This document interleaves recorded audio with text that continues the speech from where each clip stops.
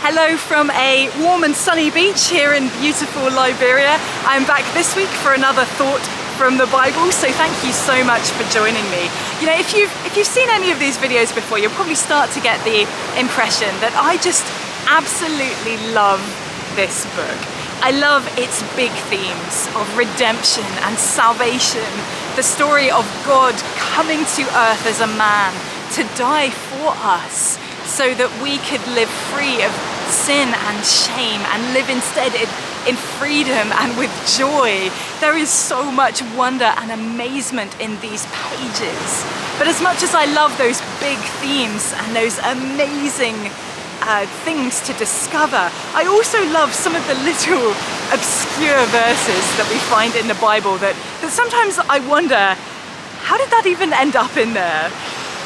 So it's a new year and I've started a new reading plan, and that means that I am back to the book of Genesis and reading about some of the very interesting characters that we meet there.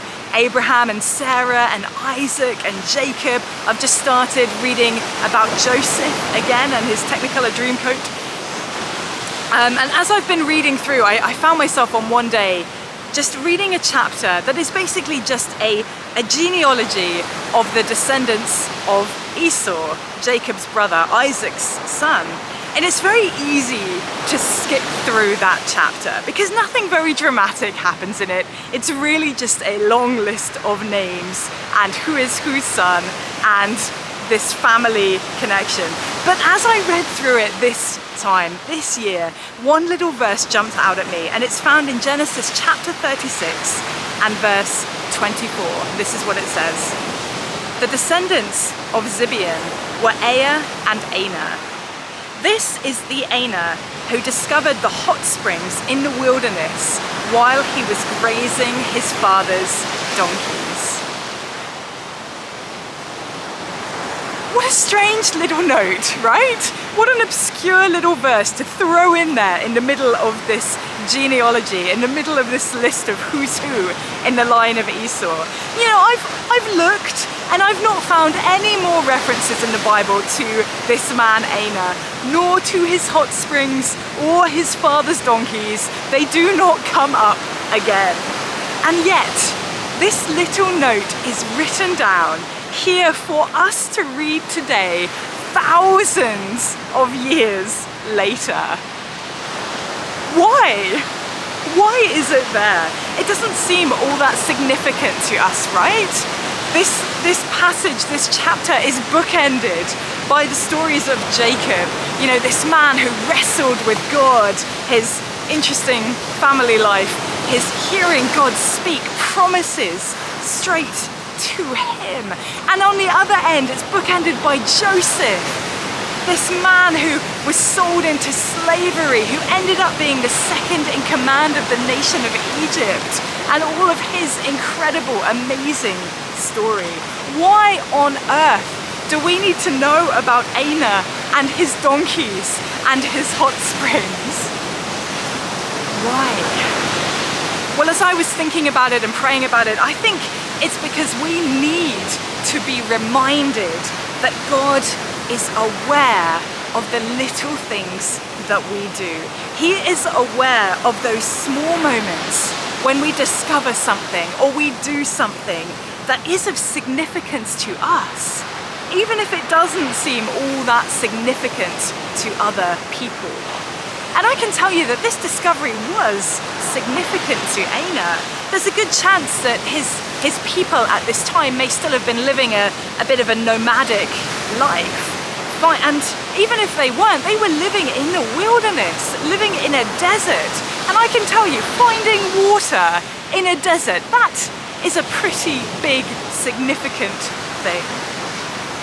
But you know, it's easy for us, I think, to dismiss the importance of those moments in our lives because they may not seem crucial to anyone else. They may not seem that important in the grand scheme of things. But I can tell you today that those things are significant to God. He sees them. God sees the things that you do, no matter how mundane, or how incredible they may appear to you, he sees what you do. He knows what you do. Even if your endeavors don't seem particularly massive, even if on the surface they don't seem particularly important, they matter to God. Isn't that incredible? God notices them, and more than that, he records them. He remembers them. He remembered Anah on that day, walking through the wilderness with his dad's donkeys, stumbling on this spring. He remembered it, he recorded it, so that we could read of it years later.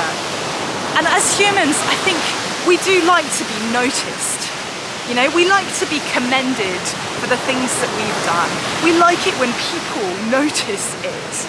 But what better commendation could there possibly ever be than knowing that the God who created the entire universe, the God who created this beauty, who sees everything, who watches over everyone, that God cares about our smallest actions. That God cares about every little thing that we do. That is incredible to me.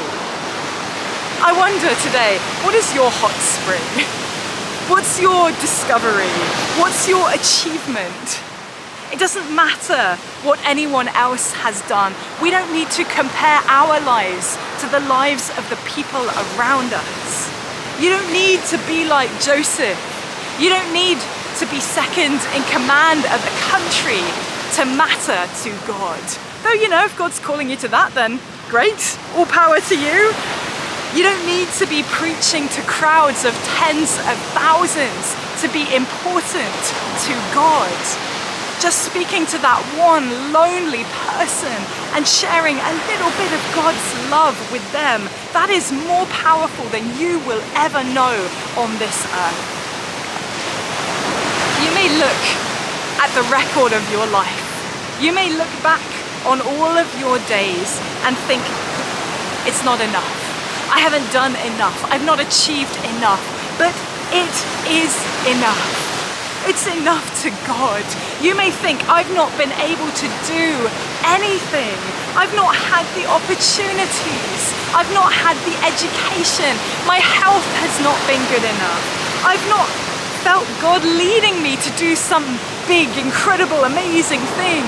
That may be how you feel. You might be saying, all I've done with my life is maybe just pray for a few people now and then.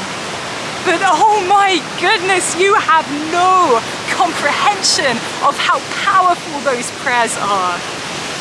You may have changed heaven and earth with your prayers. It may be that your specific little prayer that you prayed that one time may have been what allowed someone doing that amazing thing to actually do it. Don't ever, ever, ever look down on what you have achieved in your life. Your own personal hot spring discovery is incredible, and I can assure you right now that God knows about it, that God cares about it, that he has recorded it, that he remembers it, because he sees what you are doing. He knows what you are doing. Now, I don't know about you, but that inspires me to want to live this life that I have here on earth to the fullest, in whatever task I'm doing, no matter how big, no matter how tiny. I want to live it for the glory of God, because the things that we do matter. You are significant, and so are the things that you are doing in your life. Thank you so much for joining me here again for that little thought from the Bible. I hope it was an encouragement to you. I will be back next week with another video, so I will see you then.